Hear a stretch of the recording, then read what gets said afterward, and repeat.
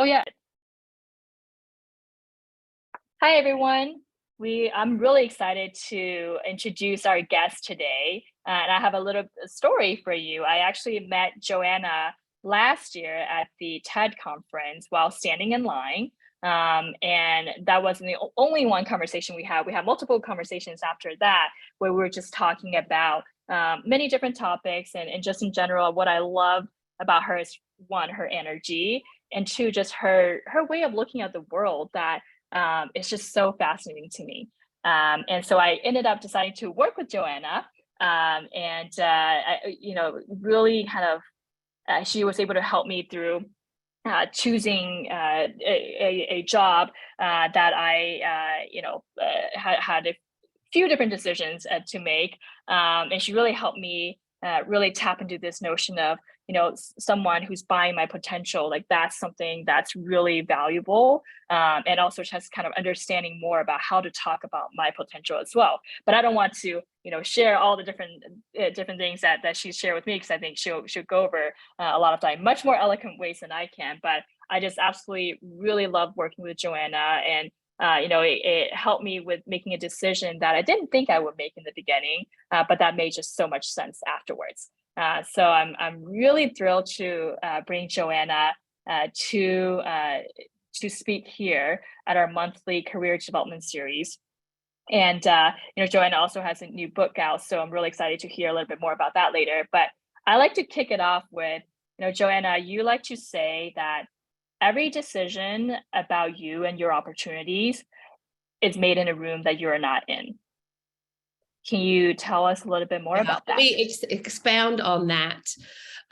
So hi, very thrilled to be here. And thank you again, Wendy, for the invitation. So yeah, I am known for saying often every decision made about you and your opportunities are made in a room that you're not in. And often that decision is just in somebody's head. So why did I start saying that, and why am I obsessed about this particular idea, and what does it have to do with not only your career, but the career of everybody around you? I'm actually going to take us all back to TED, back in 2016. At the time, I had just left my most recent job as an executive at Pandora, where I had my dream job. And then somewhere along the way, I got that tap on the shoulder that you do even as an executive, where they say, gosh, we're not entirely sure you're the person to take us forward in this organization. We still love you, want you to stay in the organization, but we need somebody with a different vision moving forward. And I will be honest, I was pretty heartbroken at the time, because I was like, what are you talking about? Like, I helped you scale from like 100 million to 1 billion. We've done all of these things. The team is amazing. And I was a bit lost, but made the decision that when I sat down and really sat there and said, okay, well, hang on a second, what is going on here? What I realized is that I had gotten the tap on the shoulder because it was my fault. When I had started at Pandora 4 years before, I had come in with a really clear vision around where I thought the company needed to go within my own area of expertise, how it needed to get there, what I needed to understand to figure out how to get there. And I was really confident with articulating a future vision for the part of the organization that I was responsible for running. And if you would go back to the CEO and the conversation he and I had in my very first conversation with him, he would probably tell you today, actually, I know he would because I've asked him multiple times, that in that very first conversation with him in the interview process, I painted a picture of the future that was clear, that was compelling, that helped him believe that I understood enough about where we needed to go and understood how to be curious about what I needed to find out to make sure that the strategic direction we had was right. What had happened 4 years later and why that conversation had changed is I had forgotten to keep painting a picture of the future. I had gotten lazy about my tale of potential and was just getting the train into the station. And now I look back at that moment and realized I didn't have a vision for the future at that time. And it was time for me to leave, which is what then found me standing in line at TED. But I was still a bit like, well, hang on a second, like, what am I doing? You know, what do I want to be when I grow up? All of the questions that you ask when it comes back to your career. And I will never forget it. I was standing in line, as one does. The magic of TED is the serendipity of standing in line, talking to a Microsoft executive, and they were there helping launch the HoloLens product. This was 2016. And at the time, I was continuing to be curious around this question of how and why do we choose each other for the future? Because Pandora, as an example, and correctly so, had chosen not to choose me. And once I'd gotten over being butthurt about it, I was like, hang on a second, I was the person who didn't give them something to choose. But more importantly, how do we choose each other within an organization? Because what I also knew is that in teams where I understood what my contribution was and was clear about offering it, and I understood what other people's contribution were and why I needed them, those sort of team dynamics seemed to work better. And so I was genuinely obsessed with this idea of how do we choose each other? And I was talking with a Microsoft executive and I said, well, if I was to go ask your colleagues internally or externally at Microsoft, how they would describe you? Because I didn't have the language at the time of every decision made about you and your opportunities is made in a room that you're not in. But that was kind of what I was asking them. And I said, well, how would they describe you? And they shrugged and looked at me and said, I don't know. I guess they'd just call me Microsoft girl. And in my own flippant way, I said, well, that is super boring and you should do something about that, because Microsoft girl isn't a very exciting way of describing you. I already thought she was pretty cool. Fortunately, she laughed and we are still friends today. I actually saw her last week when I was back at TED, but it is what started a really interesting journey for me around how do we buy and sell literally the coolest product on the planet.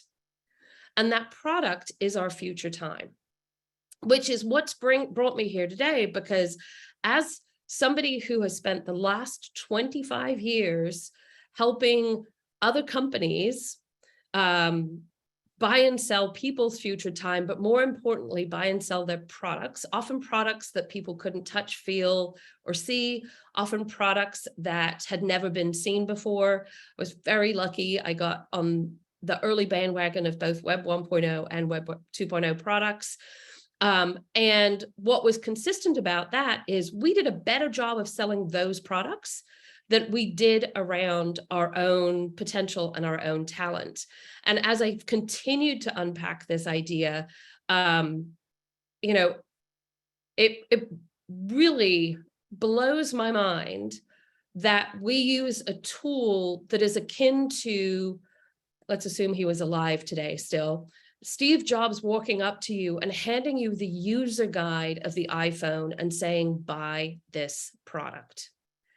Because when we are, in essence, selling our past, selling our time based on our resume, we are only selling what we've done and what we've accomplished, as opposed to the thing that people actually choose, which is a tale of potential about who you are going to be in the future.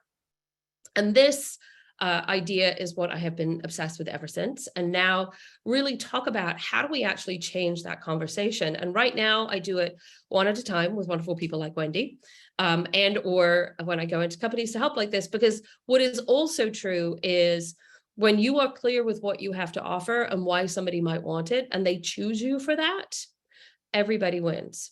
And I have no doubt that every single person on this call has been in a boss employee situation or even a colleague situation where you've been confident about what you're bringing to the table, which then gives you the room to be curious about what the other people are doing.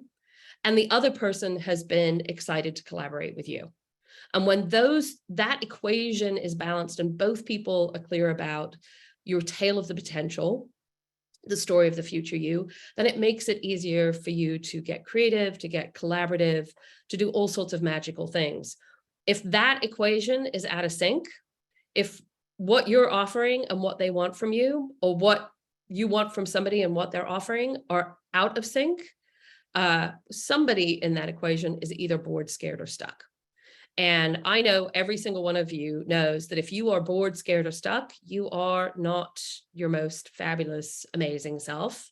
And it makes the whole making of magic and creating a future really incredibly difficult. So that is the introduction to this idea of when every decision made about you is made in a room that you're not in, the thing that they are actually choosing is not just your past and what's written on your resume, but is actually a tale of potential that people make up about you. And what I'm going to walk you through today at a fairly high level is how to shift from being a complete and utter guess and kind of going, oh my God, I hope they're saying nice things about me, to having just the smallest little bit of intent so that you can make it easier for the people that you want to choose you. And again, when that happens, everybody wins. Okay, so I'm talking to MIT or members of the MIT alumni. I thought I'd start with math. For those of you that don't recognize it, this is actually an equation for calculating a return on an investment in the banking and financial sector. This equation actually works for future value of human time as well. So I use this because I think it really, I love that mathematics takes emotion out of conversations, because anytime I talk to somebody about, well, they're buying your potential, and they're like, I have the potential to be. And I'm like, it's not about you. Your story of potential about you is not what matters. It's somebody else's story of potential that matters. So as you're figuring out, do people see my future value? You have to solve for PV, which is your potential value.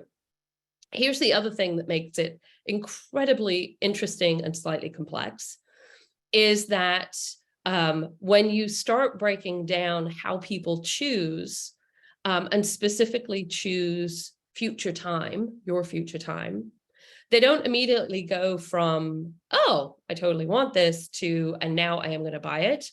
They, like any other sales process, go through a decision process. And there are probably some people who are like, oh my God, yes, totally want the future you all day, tomorrow, sign me up.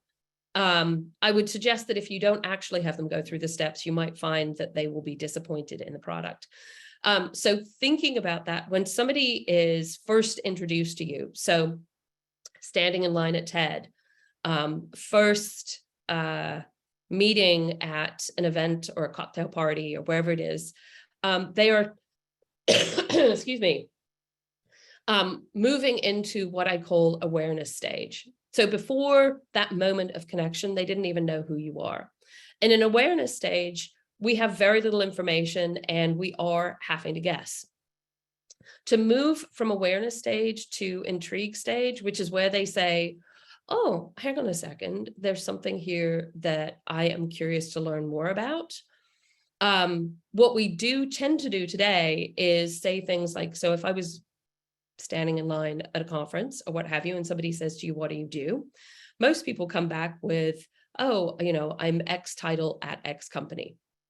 Well, how intrigued are you when somebody says, I am X title at X company? I don't know about the rest of you, but not so much. Or if you say, I'm Microsoft girl, also super boring.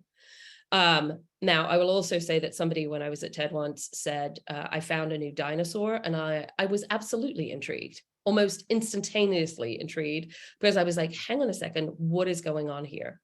The same thing happens when you are selling products that people do not understand, is you can't immediately go from, oh, there's this new technology, or there's this new system. What's happening with, I'd say, both the blockchain and AI is a really perfect example of that right now. People are a bit confused and don't know, unless you are working directly in it, how to use it. And for those of you that are working at AI, my guess is you get a little frustrated because people are like, well, I don't get it. I don't understand. Like, is it robots are going to take over the world? All of these sorts of things. They're aware but their intrigue is based on a story they've made up in their head. Same thing happens with human beings. But so you have to create something in that second level that makes somebody go, oh, that's interesting, and I want to learn more, which shifts them down into what I call the want stage, which not everybody that you talk to is going to be like, oh my God, I need to hang out with you. You are amazing. But there are some people, and those want, the people who sit here and say, oh, hang on a second, I need the thing you have.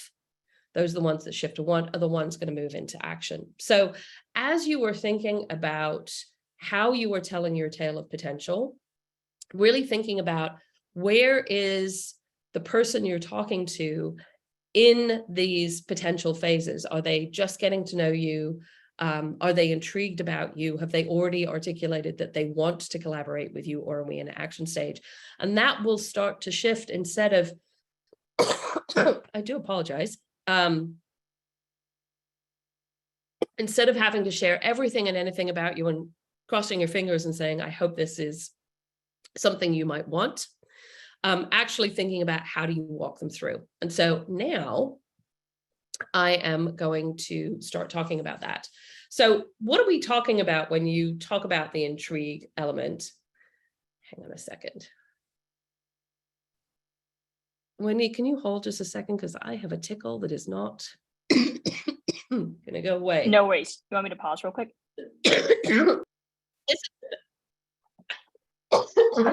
This is the bad news of going to TED. Did you get your butt kicked and you get sick afterwards? Oh, nope, hang on. It's still tickling.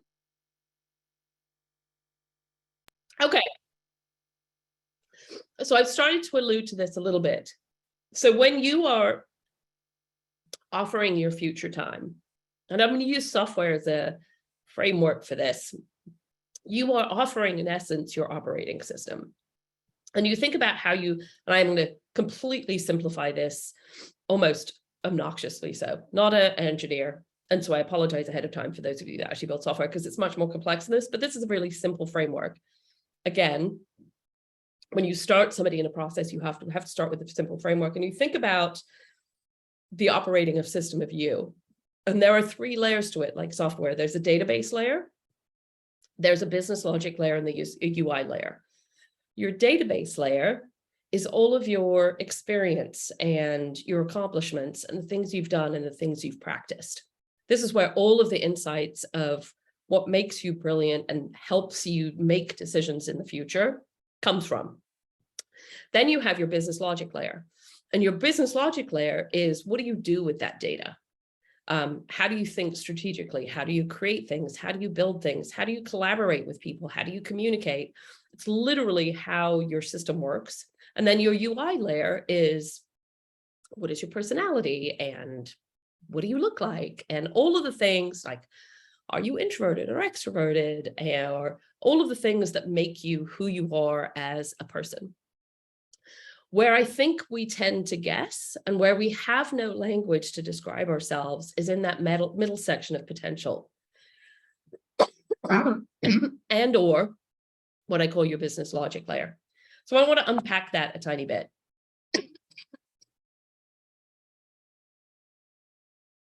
Excuse me. So think about yourself as a 360-degree person. So you've got, what have you done? What is your education? What are your skills? But really, when we think about your operating system and how you think about things, there are really 3 core buckets. And I'm going to leave leadership out of this because I think it's a separate discussion altogether, because we're really just talking about how do you, in essence, make it easy for people to understand the value of your future self. And there's 3 categories. So strategic, which is, how do you think about solving problems? How do you build things? How do you put a plan into action? Like, what are the steps that you take to do that? There's the creative contribution. So how do you think about bringing ideas together? What perspective do you bring in the creative process? And then last but not least, there's the collaborative part of you. So how do you, when you are looking at an idea or a problem or a project, how do you buy into that? Like, how do you think about how to communicate why you are excited about that thing? how you actually drive your energy around that thing. So, because it's multidimensional, there are many parts of you. We have no language today to describe your strategic, your creative, your collaborative self. It's why when I go out and say, hey, so talk to me about why you're awesome, so I can help put language around why you are awesome so we can teach other people. The most common answers I get to why are you brilliant is I'm strategic, I'm creative, I'm collaborative, I'm really great at developing people. And I go, absolutely every single person on the planet says these 4 things. My 8-year-old niece says these 4 things. They're not original. So this isn't about that you're not, everybody is all of these things. It's about creating that intrigue layer of language so people go, oh, hang on a second, how do I get something that is unique to you? So I want you all to, hopefully you have something to write down on. Take a look at, remember I talked about awareness and intrigue? A framework to think about just the strategic types as an example. So we've done lots of research on this and looked into how do people think when they approach problems? Because remember, your business logic layer is not a productivity or an accomplishment part of the awesome product of you. It's the how you think. So when you approach problems, questions, what have you, are you, and I'm going to paraphrase some of these, although I've given you some language on here, are you an investigator? Are you the kind of person who sits here and goes, well, before we build anything, have we asked all the questions? Have we got all the data? Have we got all of the insights? Have we really done a deep dive into everything that we need to know about this thing? Do you like to understand what all of the moving parts are before you start moving? So that's a little bit of what an investigator looks like. They like to investigate things, not surprisingly. Then there's a character I call the producer. And producers are these people who go, what are you talking about? Give me a blank sheet of paper and maybe this much information, and I will create something from nothing. Please get out of my way. Let me do my thing because this is amazing. And I am super excited to move forward. So almost the diametric opposite from an investigator is the producer who goes, give me nothing. Just give me an idea of kind of where it is we want to go with this.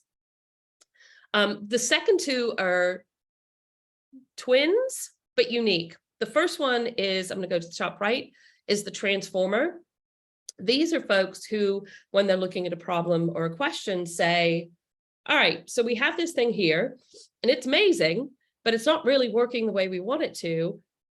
So why don't we, like almost like Lego bricks, take the whole thing apart and see what we have and then rebuild it into something we didn't even know we could have in the before, and maybe add on some other pieces. Transformers are fantastic at taking something from one state to a completely different state. I would suggest that folks like Airbnb and Uber and some of those industries that have taken something that was working one way with one set of rules and created something really different are really great examples of transformers. I'm trying to think of it. So Apple, I would argue, is probably a good example of producers because they've created something from nothing. I'd say Bill Gates is another great example. I'm trying to think if there's a company that's an investigators. I should think about that. And then last but certainly not least is people that I call are optimizers. And optimizers are really fantastic at looking across multiple systems and processes and finding the points of inefficiency across all of them, going, gosh, you know, if we fix this thing over here, the entire system would work better. Now, can you probably do all 4 of these things? Yes, absolutely. We all can, because I am guessing the level of smart on this call is pretty good. Are you better at some than others? Also, yes. Do you find yourself thoroughly enjoying the work more when you do one more than the other? Absolutely. I have met characters, and my guess is you have, if you think about your colleagues and especially the ones you love working with, you can probably put them into one of these categories pretty easily. I will tell you, as a self-diagnosed transformer, there's nothing I love more than taking things apart and rebuilding them into something else. Literally nothing I love more. Put me in a role where I'm supposed to optimize a thing, so that it can has different ideas, I get bored. So I come back to my story about Pandora. The reality is the role that was needed for the part of the organization actually needed an optimizer. It didn't need a transformer anymore, which is why it was time for me to opt out. So as you're thinking about this, what I want you to notice in each of the pieces of language is the language of the colleagues want there. And when I say colleagues, this is your boss's boss, your team members, your colleagues cross-functionally. This is actually the thing that, like, oh my God, you're really great at. It's also why if you're put on a project with somebody where you go, oh God, I find them super irritating. A really great example of this is I've been on projects where we've had a strong lead who's a producer and a strong lead who's an optimizer. And as you can imagine, if they do not understand that they are opposite types, they will often get into trouble because they will be irritated. The producer will be like, wait a second, like, stop putting all the parts and pieces in. And the optimizer will be like, you're forgetting about all the parts and pieces. Similarly with transformers and investigators, well, actually it's all four. Like, if you don't understand why you need that other character, you won't do well. So as an example, I absolutely love investigators. They're my favorite of all the characters to work with, because I know my producer and optimizer friends are really good at building too, because I don't have the patience that often my investigator friends do. And so whenever I'm building a team to build something new or to create something new, I make sure I have an investigator on my team so that we can share. And their value to me is, as it's not about me being the person in charge or anything like that. It's literally, I need them for us to be able to succeed. So you've heard me talk a little bit about how this works within just a language of talking about how to think about that second layer of language to help make it easy for people to choose you. And so instead of continuing to talk, I want to flip and actually give a demonstration. So I know you probably weren't all prepared for this, and I'm sorry if I cough again, but I might.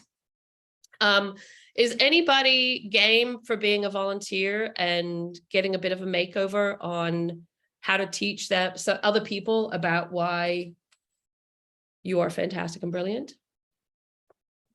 I see a me in the chat. Simone? Awesome. Simone, can you come off mute? I'm always willing to be a volunteer. Oh, awesome. Is that, oh, I see the voice. Okay, Simone? Yeah. Let me get some information first. Why? So I want to come back to one of the slides I skipped over where I talked about what are you offering, et cetera, et cetera. Why do we need to teach people why you are uniquely awesome? Like, what's going on in your life that you're like, ooh, I should do this? I mean, I am your basically I do a little bit of everything. Okay. I have an MD. I've been studying AI. I'm creating a YouTube channel. I'm really interested in medtech. And I am, it seems like from what you were saying, I am an investigative optimizer. I really have determined that I have a passion for taking technologies that were already around and trying to make them better. And make them actually usable. Because one thing I found in medical school is that the technologies that we are using are just destroying doctors. And that is a big problem. Okay.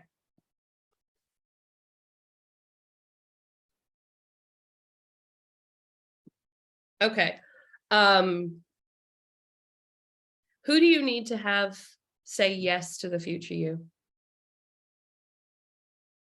I mean, I need some backers, but of course me. Yep. But like, so is it specifically investors, or are you looking for just people who are like, I mean, if I'm gonna, I've been thinking about creating a company, but I would need other people to create a company with, plus investors. The YouTube channel I'm creating on my own, I'm actually in a class right now. Or possibly a new position if somebody wants to hire me to optimize their systems. Okay.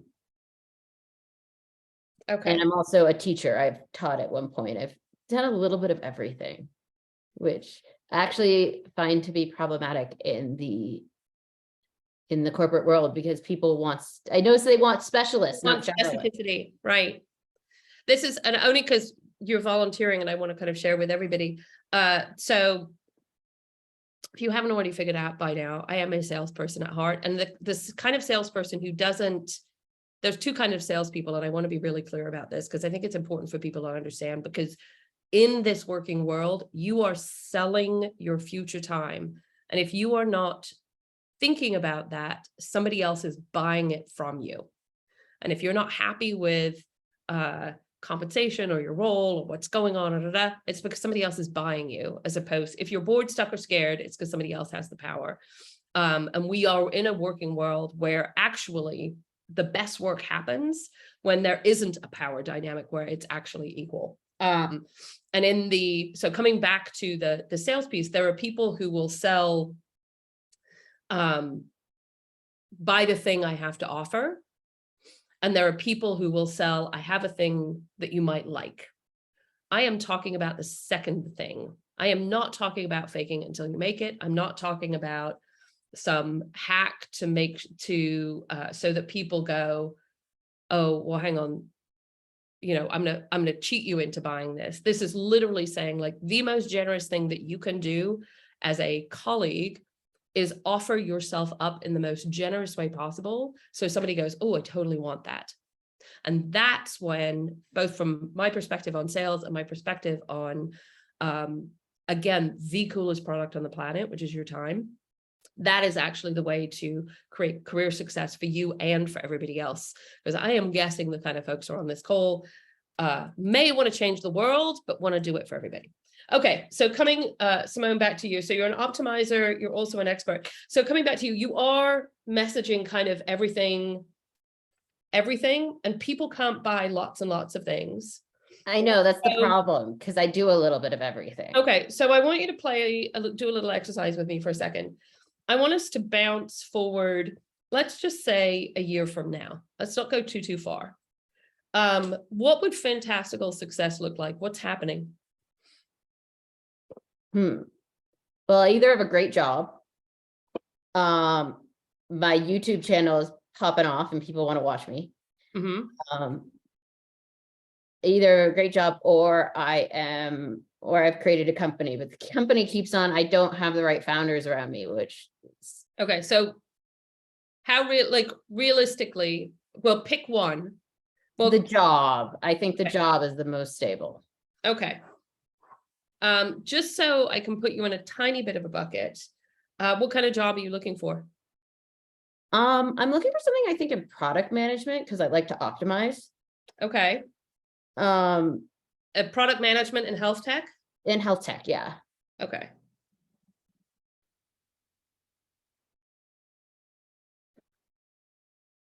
I am just going to put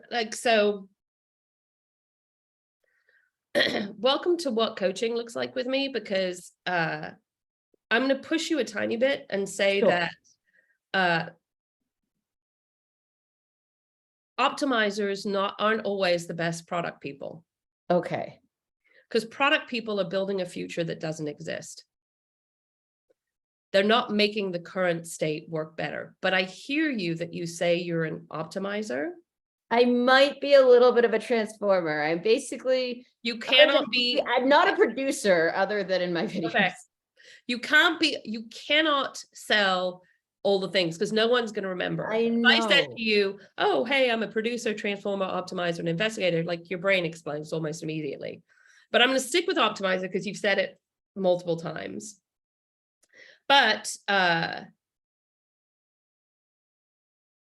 when I'm going to do some self-analysis on this, when you are collaborating with people, do you like to draw things? Do you like to think about the human experience? Or do you like to imagine things? I like to, I'm often the one writing. on the wall. And I do like to imagine a lot.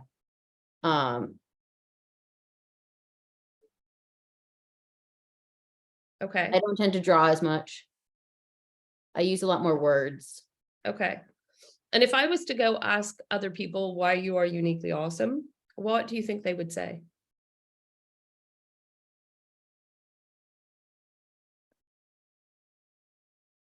Because I'm always willing to get up there and try and stand up and volunteer. And I have I have a lot of skills. So, you know, you can always ask me in addition to having a large knowledge base. Okay. Okay. So let's talk about the buying process of you for a job.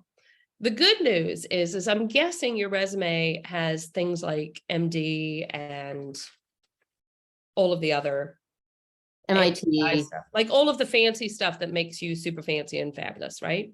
MIT, yeah. like this is the thing. Yes, absolutely. Having MIT on your resume, super awesome. Kind of like I got to go to TED. You get brand lift from association, but that's your past data. And most people, when they're looking at your resume, are looking at for, if you are lucky, for 6 seconds. They are starting to create a tale of potential about you. An MD, MIT, and AI tells one heck of a story. But you are trying to then add on your business logic. So when somebody says, let's just say it's in the interview process and somebody says, well, just tell me about yourself. Instead of regurgitating your history, which they already have in front of them, which they've only, looked at for 6 seconds, but they have created a story in your head.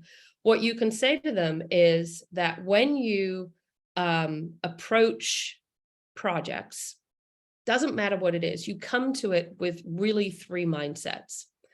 The mindset of the optimizer, how do we make this more useful? The mindset of a potentialist, what are the ideas hidden here that we can't even see? And the style of an experimenter, because I'm somebody who likes to test and learn and experiment. And I bring all of those 3 things with my background to any project. I have stories around where I've optimized things, I've identified the potential in something, or I've run an experiment that I can talk you through from my past. Which of those 3 stories would you like to hear first? How many of you, really quickly, if Simone had said that, the first question on an interview would be like, oh my God, I want to know more. How many of you are intrigued? Yeah. Lots of people. I didn't give like a whole blah, blah, blah thing. All I did, and by the way, I drew it too, is I drew your Venn diagram. Optimizer, potentialist, experimenter. Here's the other pro tip I'm going to give to everybody right now. We remember visuals 6 times more. Actually, I think it's 60 times. It's a massive amount more than we do words. If you are in a conversation with anybody, as I am right now, like you can see, even with my little green screen thing going on, I'm just holding this up near my face. You guys are creating a story about Simone just by me holding this picture up. At the end of your job interview, take a photo of this and send it to the person you are interviewing with. Imagine for a second you're talking to a recruiter and you give them this. You have just made it infinitely easier, A, for them to remember you, and B, to explain why you are uniquely awesome to somebody else. Because you come back to this, every decision made about you is made in a room that you are not in. Your job when you are trying to help people understand why you are uniquely awesome is not to necessarily sell yourself. It's to make it easier for the other person to choose you, and this is the important piece, easier for the other person to talk about you when you are not there.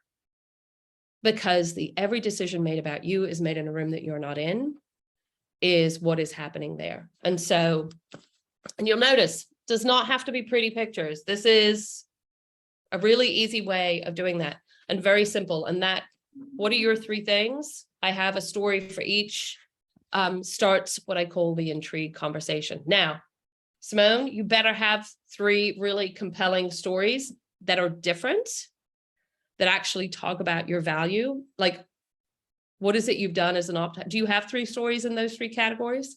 Let's see. Well, with an optimizer, I've worked with doctors with their EHR at the elbow to one is I'd want to create a new EHR to fix it, but 2, I've worked with the existing EHR and help them increase their efficiency by being right next to them and teaching them how to use what they have.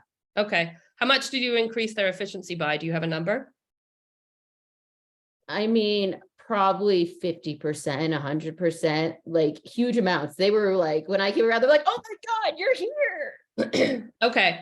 I would really, if you want to use that story, I would go find one of their doctors, because you can't actually quantify that, right? Yeah, it's hard You're to find 50%, like now. 100%. They're all out there. First of all, 100% is going to sound like a made up number. People Okay. are not going to believe it.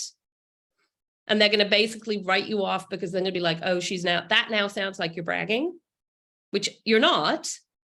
And 50% sounds like a made up number. So go back to at least 2 of your doctors and ask them, hey, when I did the EHR project with you, I'm curious, like my goal was to make you more efficient. If you were going to put a number on it, how much more efficient was I? Take those 2 numbers.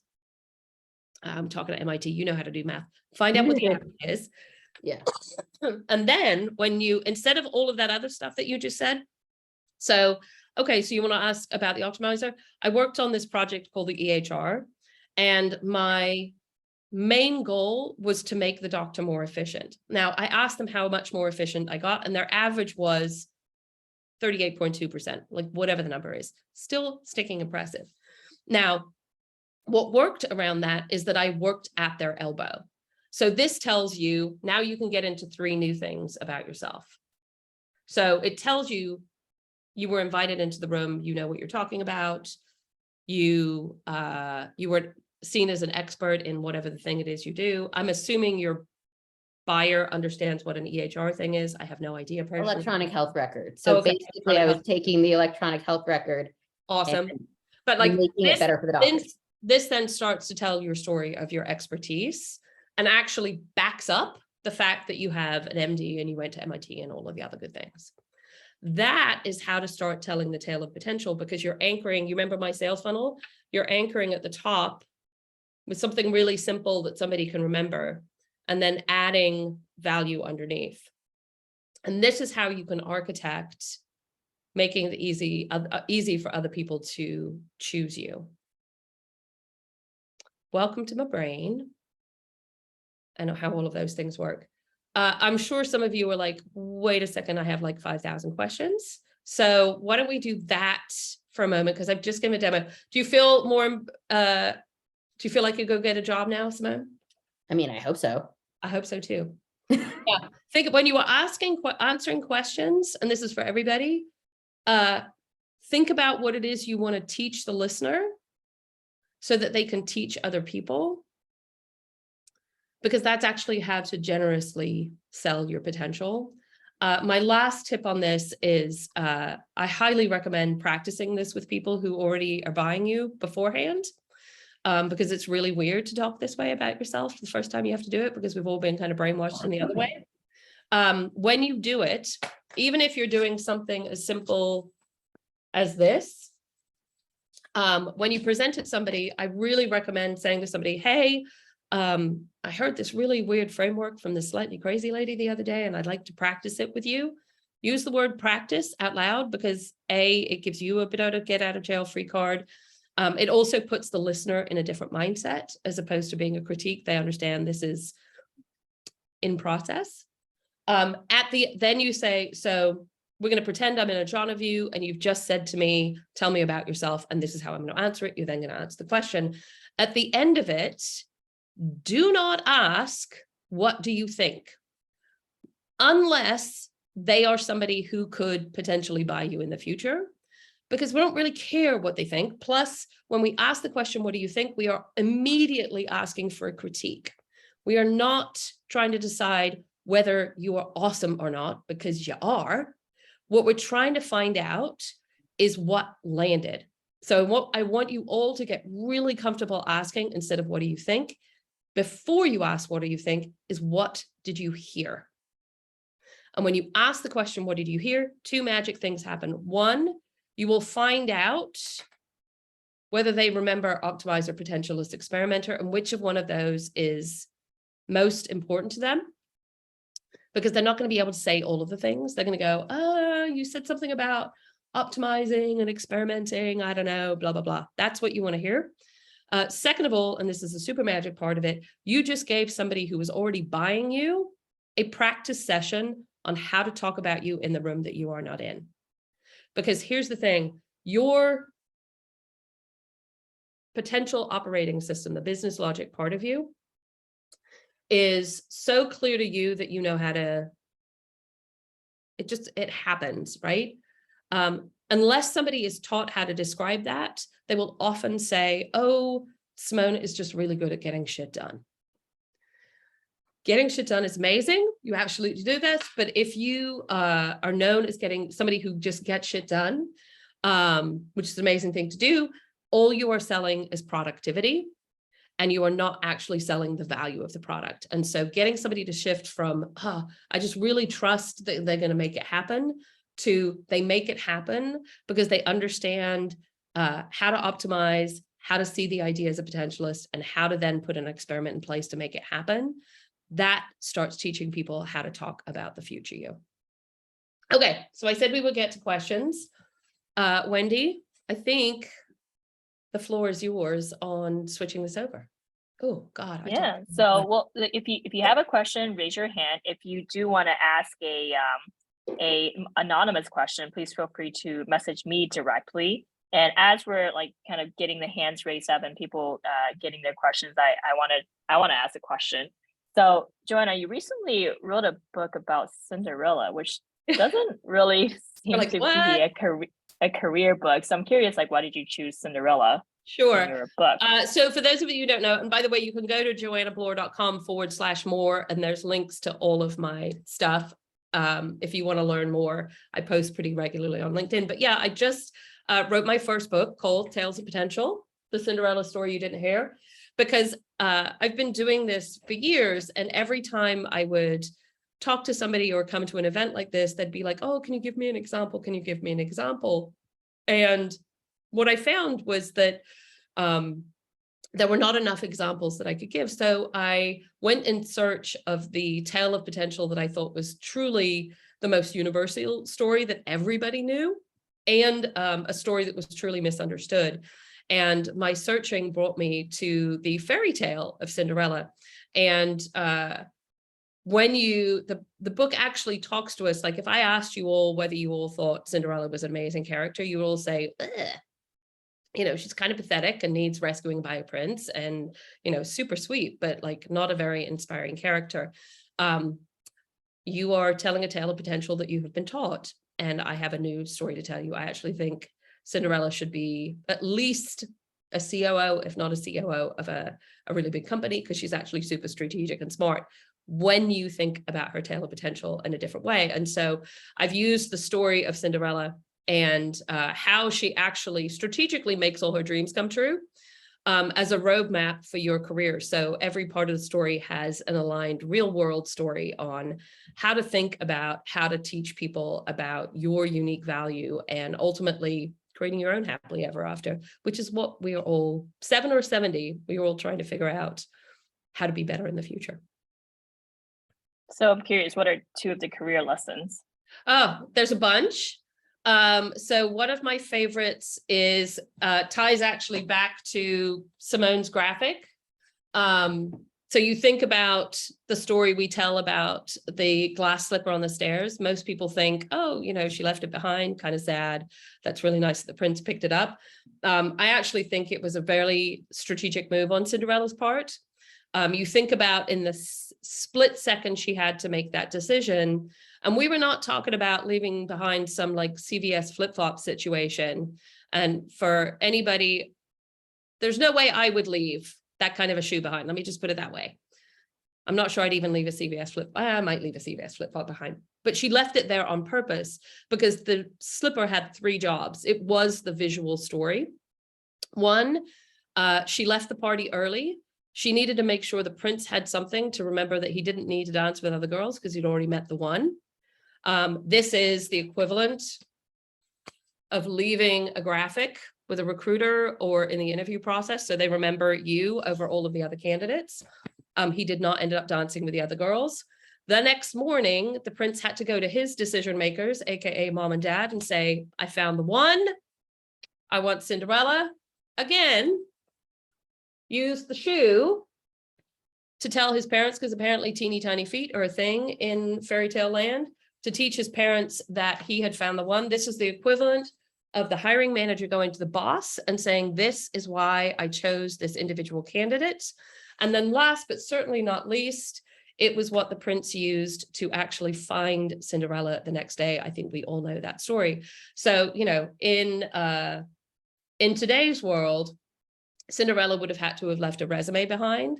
And instead, she left a glass slipper. And as a glass slipper, it became a much more efficient and tactical tool to make it easy for the prince to re-find her once he had engaged with her. So actually shifting from the intrigue to the want part, the want to the action part of the equation. So that all happened, if you remember the story, in about a matter of seconds. And I sit here and I go, that sounds somebody who has a really strategic mind to me. I'm trying to think of another example. That's a fairly long story. I have a anonymous question. Yeah. What are your thoughts on how one can be successful with this approach when navigating trauma and feeling like I don't really know who I am or what makes me unique? Okay. Well, so I'm not a therapist, and so I'm not sure I want to go down the path of the trauma question. Although, so one thing I will say to whoever asked the question, I've worked with everybody from high school students all the way through to C-suite executives at multi-billion-dollar companies, and literally spent some time last week with a gentleman who's 76, and he has made some inventions that you and I would all recognize. And he was looking at me going, I have no idea who I want to be when I grow up. And I was like, oh my God, you too. I've yet to meet, there are people, when you have figured out the path that you're on, generally people don't talk to me. But the majority of the people I talk to are still trying to figure out who they want to be when they grow up. So you are not alone on this path and this question, because we have been given quite a story around what is our fairy tale supposed to be. And I think it's a little rough. So there's the first part of this. On the second bit, how do you start building a path forward? I gave you a little bit of advice earlier. One of my favorite things to do, especially with working with somebody when they're like, I have no idea what I want to be next, is actually to do what they do in the product marketing world, which is go out and ask. So go find 5 people who, and I say because we're talking about your career, who professionally know you and would advocate for you. And so that could actually be the first question, is actually going out and saying, hey, I'm looking for people who I've worked with who might advocate. Would you advocate for me? If they're not willing to advocate for you, I'm not sure I'd ask these questions. Also, please, please, please do not, I love them differently, but do not ask your friends and family, because your friends and family have different ambitions for you. And they have a whole tale of potential for you that adds a whole bunch of other stuff and can be confusing as all heck. I don't know about the rest of you, but my mom's wishes and dreams for me in the future are not what mine are. She does not understand what I do for a living. I'm guessing this is true for all of you guys. So do not ask them, because they are not buying the professional you. Go ask people who are buying the professional and say to them, ask them these questions. Say, look, I am trying to decide and figure out how I can add value to an organization in the future. And I know that I have this experience and this information, but I'd really love to get your perspective on how you've seen me add value. So would you share some stories about where you have seen me doing my very best work? Give them the opportunity to tell you a story about what it is you've done. Then when they've told the story, why was that valuable to the project? Listen to what it is they said. Record these conversations, by the way, because they can also be testimonials later. Start to have those sorts of conversations around where has somebody seen your value. Even take, like you all just got a cheat sheet on the strategic, if you were going to put me in a bucket of a investigator, optimizer, transformer, or producer, even without any of the language I've just given you, like which one of those do you think I am more? Why is that valuable? How would you like to see me use it more? And then my last question, especially if you find somebody who is particularly energetic about talking about you, and you all know what I'm talking about. There are some people who will do this exercise and will give you kind of one-word answers. I'm not talking about them. I'm talking about the people who are like, oh my God, you're amazing. Let me tell you all the things. When you talk to those people, at the end of your conversation, I want you to ask the slightly awkward but really important conversation is, how are you ambitious for me? They're going to look at you funny and be like, what do you mean? And you say, if I was to roll forward 2 years into the future, what would fantastical success for me look like to you? It's the reverse of the question I asked Simone, although I gave it 2 years. Let them start to paint the picture of who you could be. And that question is then going to start to give you that intersection I talked about, like when what you want to be wanted for equals what people want you for. When that is equal, they're going to start giving you language around what they want you for, which then allows you to create your version of what it is you want to offer.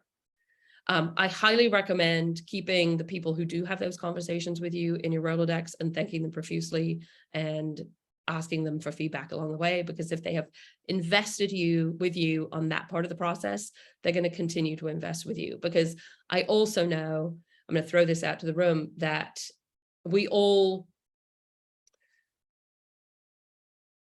actually love being ambition guides for others. It's an incredibly rewarding thing to do. I know every single one of you has probably had somebody come up to them and go, oh my God, you told me X once and I did Y and this other magical thing happened. It's the most rewarding thing to do on the planet. So do remember when you're asking these people that it's not just a favor to you, but actually they're getting to have a wonderful experience doing it too. So hopefully those two things will help you figure out how to start thinking about the future you, and follow my newsletter because I give all sorts of other tips there too. Awesome. Do you have time for one more question? I know we're Absolutely. over time already. All right. Who would like to ask the final question?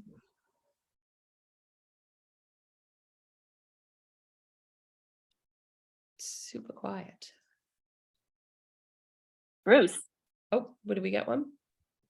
Yeah, thank you so much, Joanna, and thanks for the conversation. So I'm just wondering, maybe towards us, like as a group, what would be an ambition that you would have for us in the future? A bunch of really smart people from MIT. I want all the things. I'm such a tech optimist. I'm a horrifyingly optimistic technologist. It's why I got in, I think I coded in BASIC in like high school a very, very long time ago. I want all the things. I see the technology future that looks a little, sorry, I'm gonna dork out, a bit like Star Trek. I want the Star Trek things tomorrow. And I realize that's a pretty big ask, but that's the future. Like, I worry sometimes that we're heading towards kind of a Mad Maxian future.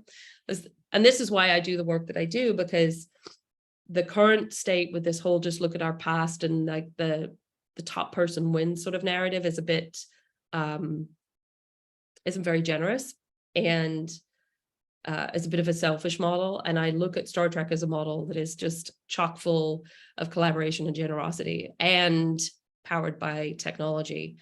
And so I have absolutely no doubt, but the brilliant brains on this call can create some of that magic in the future. I look forward to seeing it all, because I love the new toys. I'm a big fan.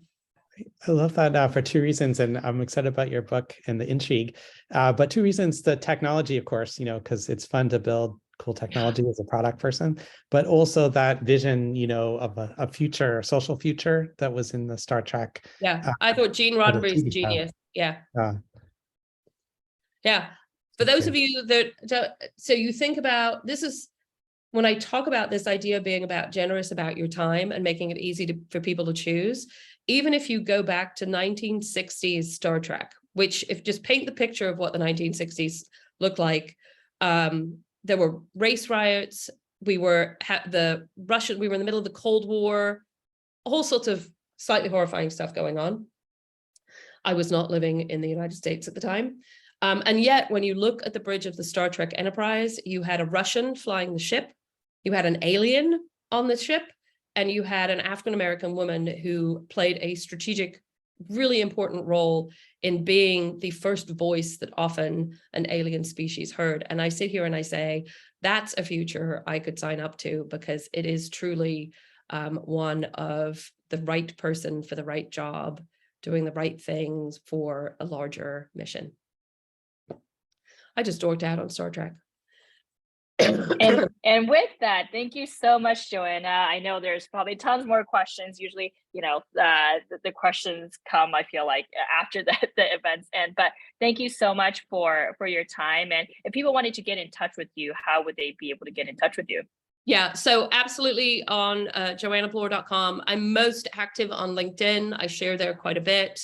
Feel free to connect and reach out. Please remind me how I know you or how you met me. I think LinkedIn doesn't make that super hard, but if you have specific questions or want to learn more, joannabloor.com more is probably, and here I'll pop it back up on the screen, the best place to start. It'll take you, get to choose your own adventure on how you would like to talk to me. But yeah, feel free to reach out there. I'm always happy to talk about the future. All right. Thank you all. And thank all of you for attending on a Thursday afternoon. And with that, go on and, sell your potential and tell everyone about it.